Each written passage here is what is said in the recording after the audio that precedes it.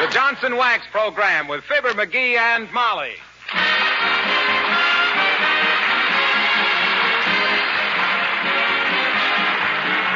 The makers of Johnson's Wax, Johnson's Car New, and Johnson's Self-Polishing Glow Coat present Fibber, McGee, and Molly, written by Don Quinn, with music by the King's Men and Billy Mills Orchestra.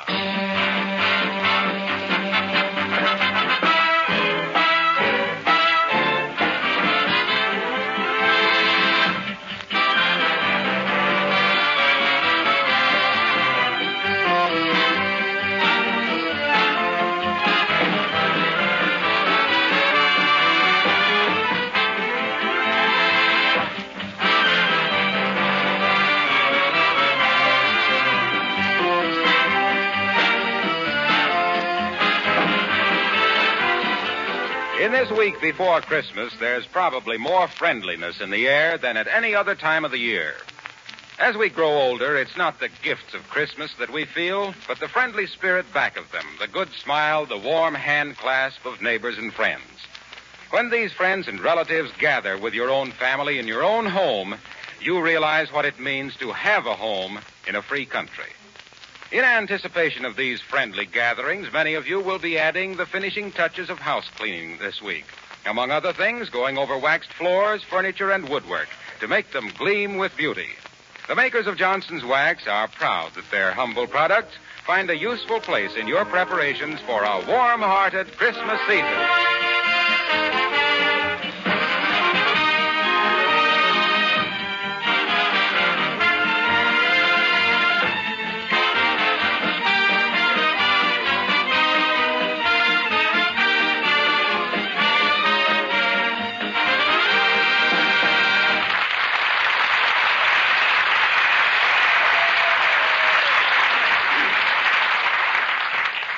Have you ever waited till the last minute to buy your Christmas tree, only to find that the dealers were all sold out? You have? Well, then maybe you can whip up a little throb of sympathy for Fibber, McGee, and Molly.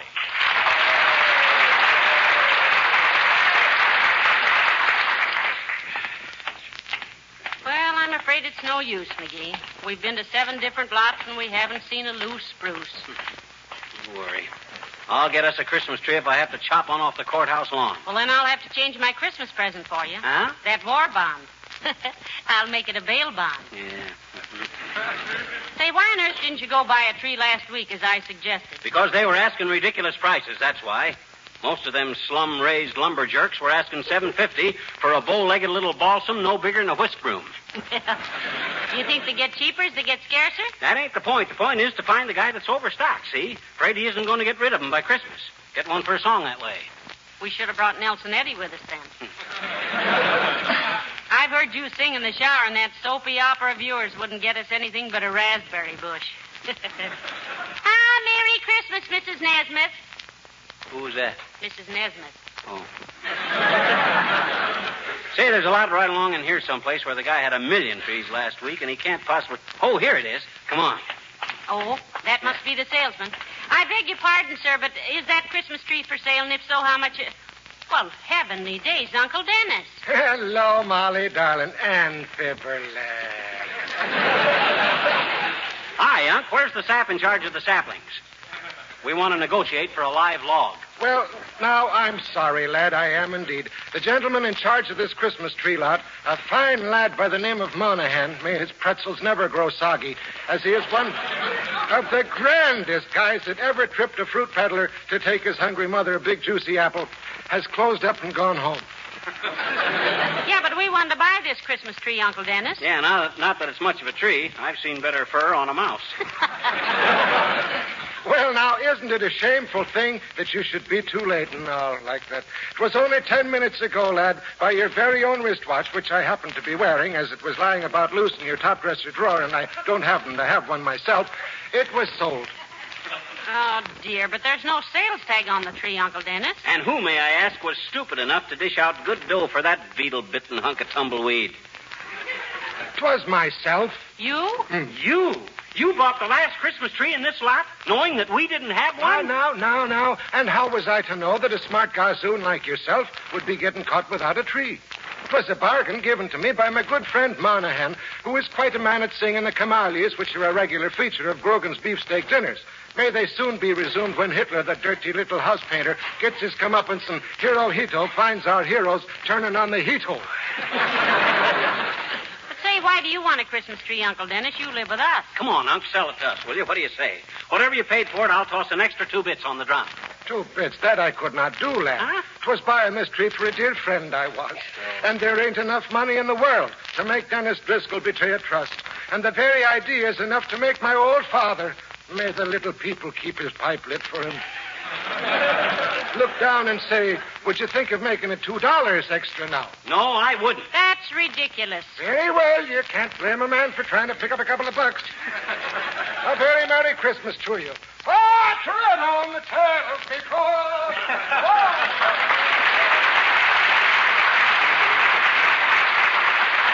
Can you imagine that, my own uncle? Of all the dirty, low-down tricks, a fine Christmas spirit. Chipping his own family out of the last Christmas tree in town. You think it really is, dearie? Well, it might be. Come on, let's look some more. Goodwill toward men. That was a fine sample of it. Here we are with the whole world full of misery, needing friendship and sacrifice more than any time in history, and what happens? We get bopped with a balsam. If that ain't the dirtiest... Oh, McGee, look. Huh? There's a Christmas tree place right there. And there's Alice Darling coming out of it. Yoo-hoo, Alice. Oh, hello, Mrs. McGee. Hello, Mr. McGee. Hi, Alice. Don't tell us you're shopping for a Christmas tree, too. Oh, jeepers, no, Mr. McGee. On account of anybody who was silly enough to wait till now to buy their Christmas tree is simply just too stupid for anything. What are you doing down here? We're buying a Christmas tree. Oh, well, that's what I say. It's much better to wait till the last minute when it isn't so crowded and the trees are much fresher or something. When I bought my tree 2 weeks ago, 2 weeks ago. If you bought a tree, what'd you do with it, Alice? We didn't see it around the house anyplace. And a pine tree ain't exactly what you might call unobtrusive. Oh, well, I didn't buy it for me, Mr. McGee, on account of jeepers. I've only got one room, and a girl which she lives in just one room only needs a little piece of mistletoe. You know what that is. That's the ivy that if you don't meet the right people under it, it's poison. Ah, dear, and if you do, it's the berries. Why, Molly. Oh, I just love Christmas time because that's when you can dash up to people and kiss them like it was a sudden impulse. And I've already made out a list of the sweetest men to have sudden impulses about. Oh, that's one nice thing about being a girl. You can be girlish and people don't think anything about it. Now I know what I forgot to get Alice for Christmas, dearie. Lipstick. Yeah, that brotherly love stuff is great, ain't it, Alice? Particularly when you run out of brothers. Well, I don't want that you should get the idea that I simply rush around kissing simply everybody, Mr. McGee, because really I'm a very reserved character. You know, once I was in love with a fellow for 3 years, and he never even held my hand, and then he married another girl. Oh, who was that, Alice? Cary Grant. Creepers, I'd like to have met that man. Well, I hope you find a Christmas tree, Mr. McGee. Goodbye now.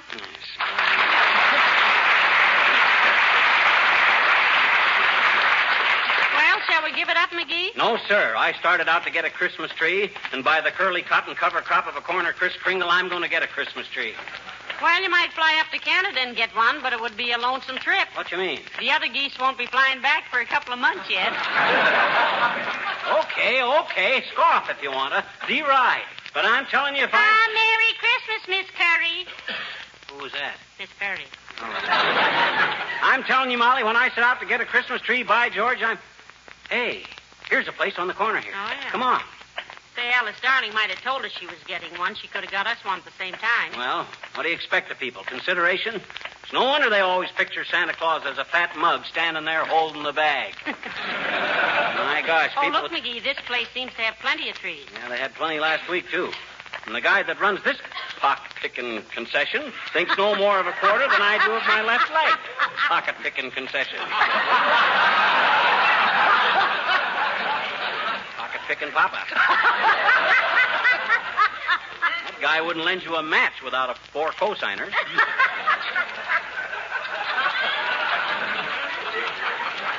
Hi, bud.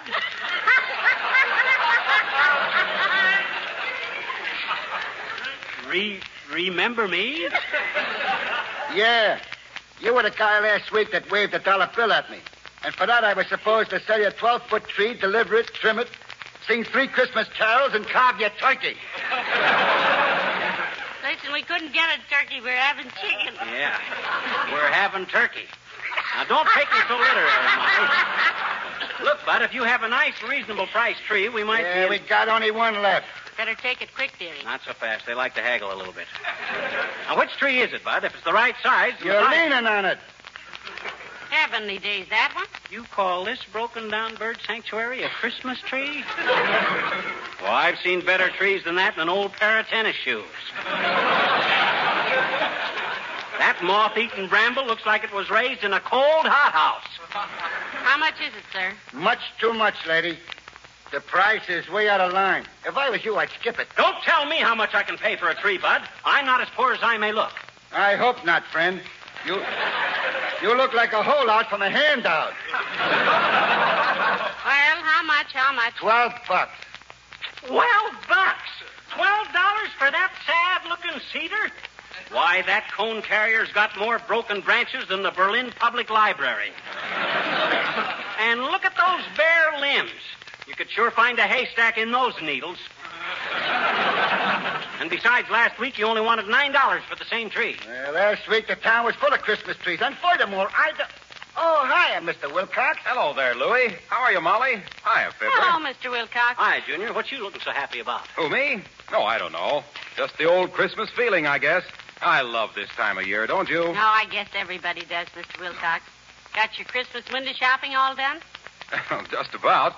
And I suppose the presents are all piled up at your house. We stack them on the piano, Junior. Yeah, and from the looks of the Christmas tree situation, that's where they're going to stay, too. Yeah. Oh, so what? It won't hurt anything. Not when anyone keeps the piano and woodwork and lampshades and windowsills and everything protected from scratching and holiday wear and tear like you do with Johnson's wax. Oh, it's nothing.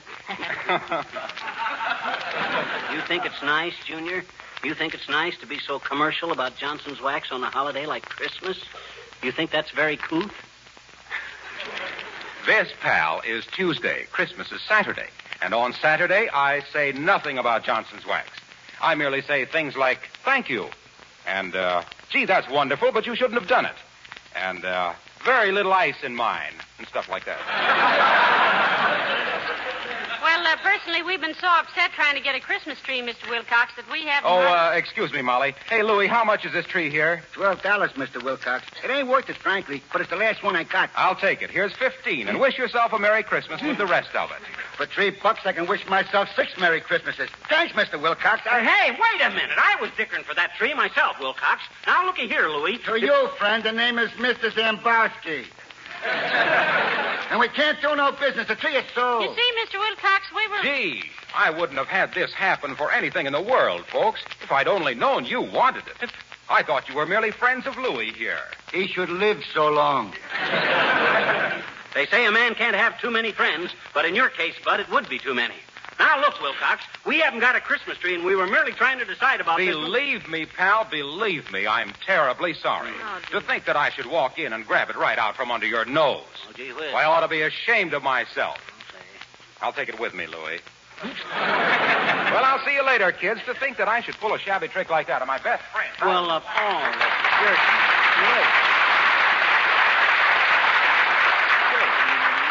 I'm afraid it was your own fault, dearie. You had the first chance at it. Well, Merry Christmas, Mr. Zambowski. And the same to you, lady. Come on, McGee. Standing there like a friend, chatting away as gabby as you please, and all the time. Oh, this hurts. Oh, heavenly days. We don't have to have a tree, you know. Lots of people don't. It ain't not having a tree that bothers me. It's the way my friends and relatives undercut and chisel on me. Uncle Dennis, Alice Darling, Harlow Wilcox. Christmas spirit. Where is it? And here when I had a chance to get a beautiful big tree. That isn't what you told the man it was. Oh, my gosh, you can't have any fun dickering with guys if you tell them how beautiful their merchandise is. First make a man ashamed to ask the price he's asking, see? And then when you get McGee, into... I think... Oh, Merry Christmas, Mr. Kramer. Who's that? Mr. Kramer. What were you saying? I was about to say that I think the grocery store's about our last chance to get a tree. Might as well look. Just a few doors down, you know. Oh, my gosh, I never thought of that. Come on. I'm not so sure about buying a tree at the grocery either. Jimmy Sale will probably ask us 8 green points for it. I don't think it. Look in the window, McGee. They still got a couple. Hurry up now.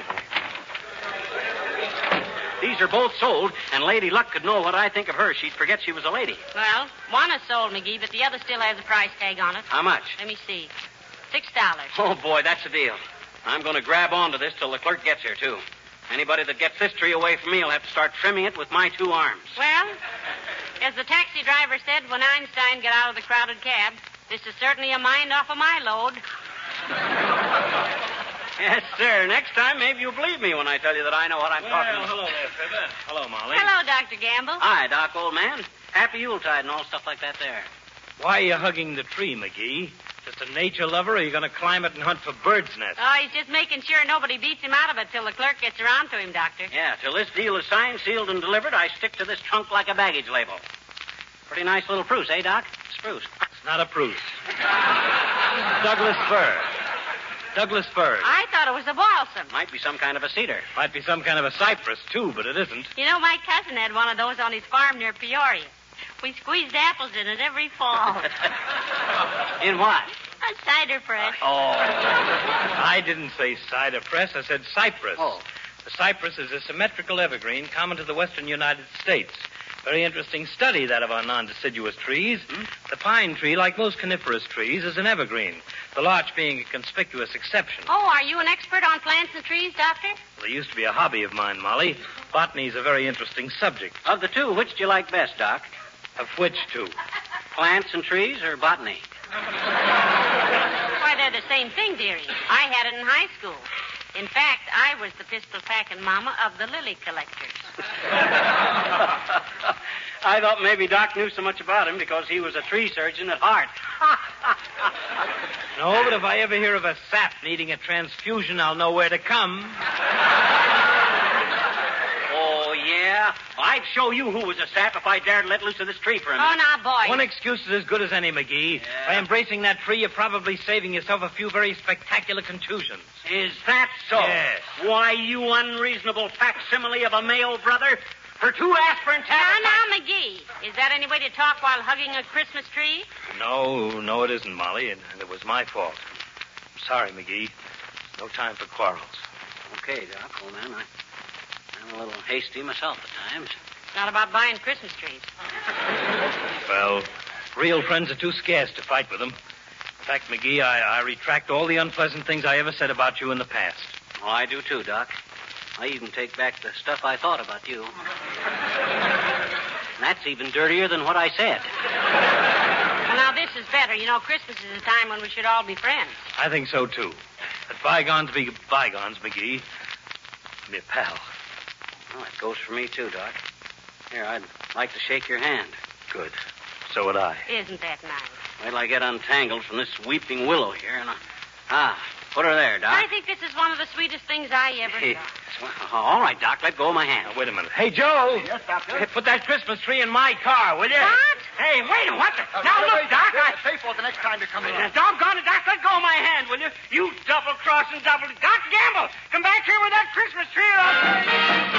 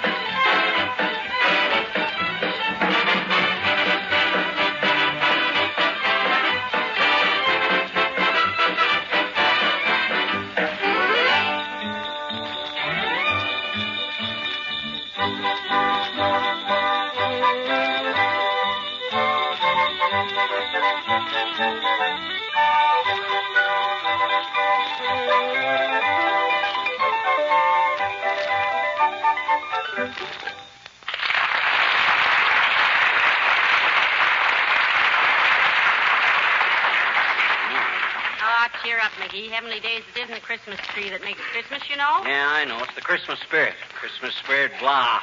All I've seen of it today... Merry Christmas, Mr. Crockett. Who was that? John Crockett from Washington. Oh, what was I saying? Oh, yeah. Here it is, the season where everybody is supposed to love everybody, so what do? They go around grabbing Christmas trees out of people's hands. The timber thieves. The first guy that says Merry Christmas to me, I'm going to hang up my sock right on his chin. Merry Christmas, Bud. Same to you. Thanks. Who's that? Search me, but I got as much right to holler at people on the street as you have. Doggone it, if those so-called throat-cutting, sheep-stealing friends of mine knew how bad I wanted that tree, I'd... Hey. What?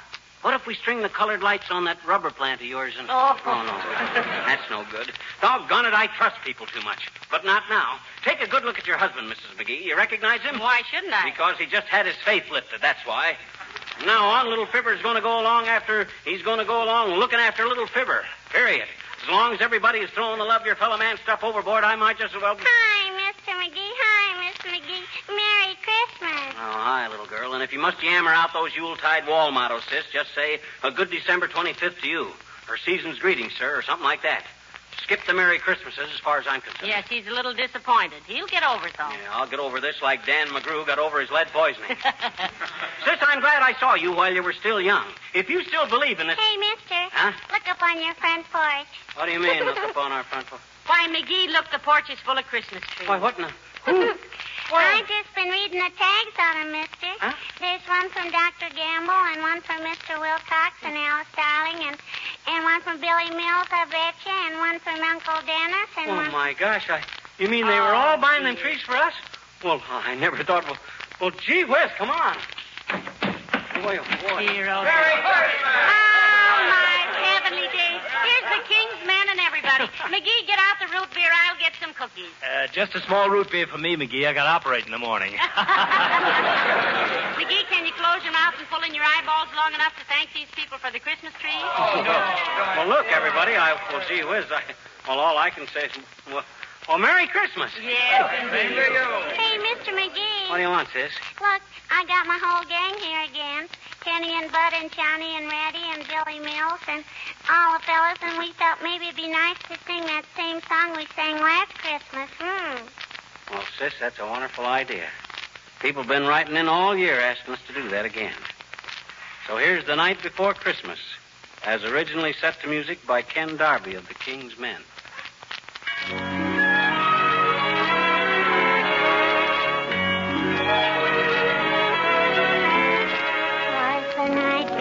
Christmas and all through the house, not a creature was stirring, not even a mouse. The stockings were hung by the chimney with care, in hope that St. Nicholas soon would be there. The children were nestled all warm in their wee little beds, while visions of sugar plums danced in their wee little heads. Mama in her kerchief and I in my cap had just settled down for a long winter's nap.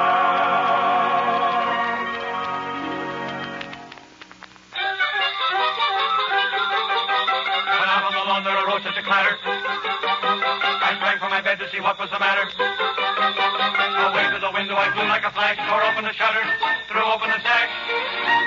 Then, what to my wondering I should appear but a miniature sleigh and a tiny reindeer. With a little old driver so lively and quick that I knew right away that it must be St. Nick. All bundled in fur from his head to his foot, old Santa was covered with ashes and soot. I drew in my head and was turning around when down the chimney he came with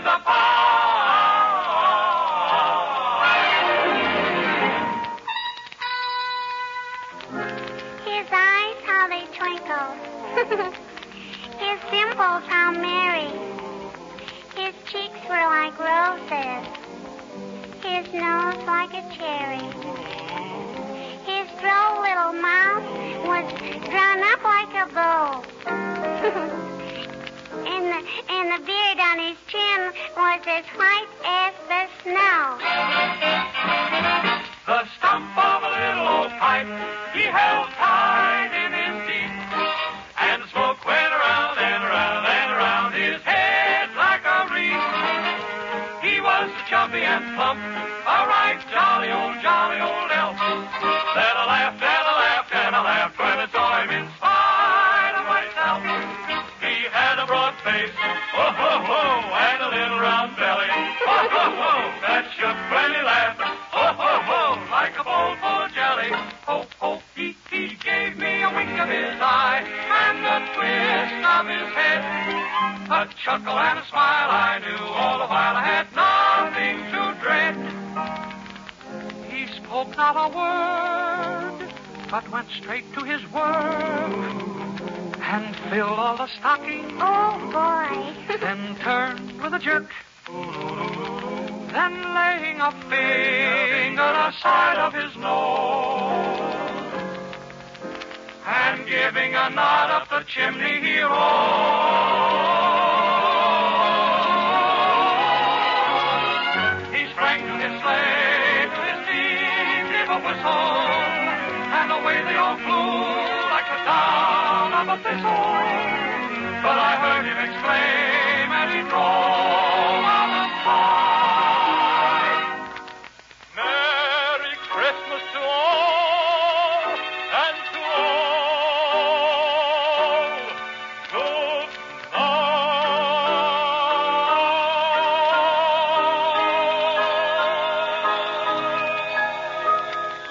Oh, is he gone? Is the night after Christmas, and all through the house not a creature is stirring, not even the mouse. The presents are scattered and broken, I fear, and St. Nicholas won't come again for a year. The children are nestled all warm in their wee little beds,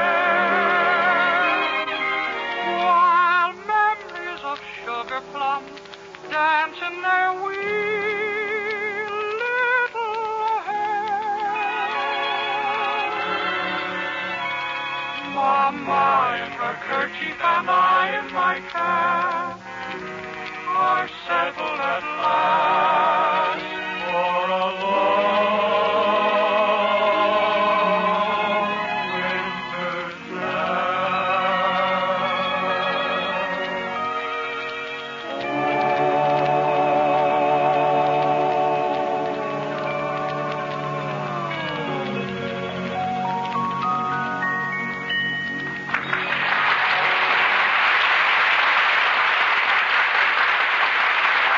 Ladies and gentlemen, most of you have brothers and fathers and sons, yes, and maybe daughters in the service, here and overseas. Yes, so when you write to them next, please tell them they have the sincere and heartfelt wishes for a speedy and safe return and a Merry Christmas from Fibber, McGee, and Molly.